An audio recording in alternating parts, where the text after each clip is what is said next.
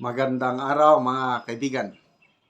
Pag-usapan natin ngayon ang pinaka-latest survey ng SWS kung saan ang Congress, specifically ang House of Representatives, lumabas ang pagkadismaya ng taong bayan sa ating kongresista. Okay, sa headlines ng Philippine Star, title, Congress satisfaction reaches lowest, pinakamababa mula nung umupo ang Marcos administration. Isa po itong SWS sa pinagkakatiwalaan ko na survey group. Okay? SWS, Publicus Asia at saka Publicus Asia, Pulse Asia at saka SWS. Yun po ang to me mga reliable na survey groups. Yung iba dyan, wala na. Lalo na yung Okta Research at saka Tangery, hindi na ako masyadong naniniwala sa kanilang survey. Okay, basahin ko so ito sinulat ni John Vic Mateo, January 24, 2025. So ngayon lang araw na ito. Months before the May midterm elections, public satisfaction with the Senate and the House of Representatives has dropped to its lowest since the start of the Marcos administration. A social weather station survey showed. Okay. While Congress obtained the approval of most respondents, the December 12 to 18 survey showed a decline in the number of Filipinos satisfied with the performance of both chambers. So, bumababa. Nung simula, of course, hindi pa nagkawatak-watak ang yung team, mataas ang satisfaction ng Senate at Congress. Ganon din ang mga top government officials, matataas sila noon na. Ngayon, halos lahat na, pababa ng pababa ang satisfaction rating ng top 5 government officials, kasama na si VP Sara. So kasama na rin itong both houses of Congress. Okay. So ginanap ang survey December 12 to 18 last year. So last quarter survey ito. So ang Senate, from 66% in September last year, satisfaction with the Senate dropped to 62% in December. Okay. Dissatisfied respondents is slightly increased to 18% from 17%, while those undecided increased to 17% from 15%. Okay, dito tayo sa House of Representatives. December itong survey, hindi pa ma-input dyan ang dissatisfaction sa mga tao. Itong issue ngayon na blank items sa BICAM report. Ito ang pinaka mainit na talakayan ngayon. Dadalhin na sa Korte Suprema ang issue na ito at ang palasyo naghugas kamay na. Hindi kami ang mananagot dyan, sabi ng Executive Secretary. Wala kaming kinalaban yan. Well, tama naman. Pananagutan ito ng Speaker of the House at saka Senate President. Okay, ito naman ang rating ng House. House obtained a satisfaction rating of 54%, down from 60% in the previous survey. So 6% ang binaba.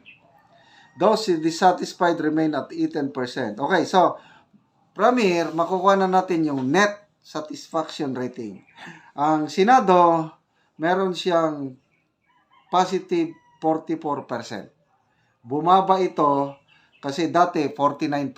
So, wala na. Less than 50% na. Ito ang matindi. Ang House of Representatives.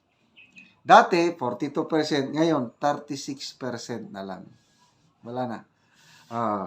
So, dito mo makikita nabubuking na yung mga manipulative o mind conditioning survey. Example, Tangery. Yung latest survey nila. PBBM and BP Sara, bumababa ang rating. Yun po ang trend. Kasi kahit ang SWS, ang Publicos, ang Pulse Asia, bumababa talaga ang rating. Nakakapagtaka sa Tangerine, habang bumababa ang survey ratings ni PBBM at BP Sara, si Speaker Martin Romualdez pumataas. Wow! Ganon din yung Okta Research.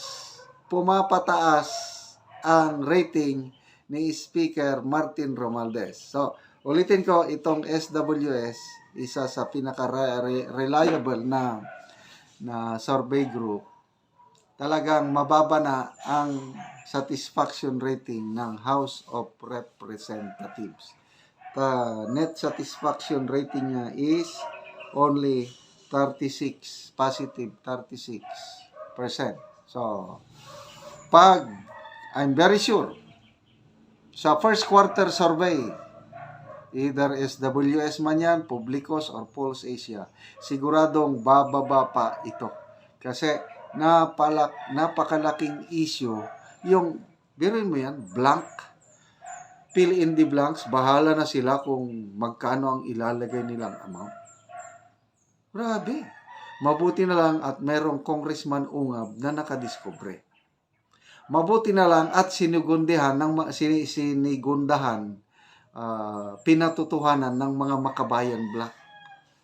Congressman Raul Manuel and Congresswoman Franz Castro, pinatutuhanan nila na meron ngang blank items sa BICAM report. So ngayon, ang palasyo, wala nang magawa kasi nung una, todo deny sila eh. Ngayon, very clear na yung ebidensya na by blank items. So sino ang nag-fill up? Bawal yun. Sabi ng palasyo, hindi kami mananagot yan. Kung sino man ang nag-fill up niyan, bahala sila. At kung i-challenge yan sa Supreme Court, silang mananagot, hindi kami. Yun. Hugas kamay ng palasyo, nagsalita na ang Executive Secretary. Pagkatapos nilang paratangan ang dating presidente, si Pangulong Digong, na sinungaling. Lalo na ang Pangulong Marcos Jr., sabi niya, he's lying! Nako, hindi niya alam kung anong sinasabi niya. Na, totoo naman, yung GAA, walang blank items. Yung GAA, hindi naman yun ang binulgar ng dating Pangulo at ni Congressman Ucab. Ang sinasabi nilang may blank items, yung BICAM report. He's lying. Ay, nako.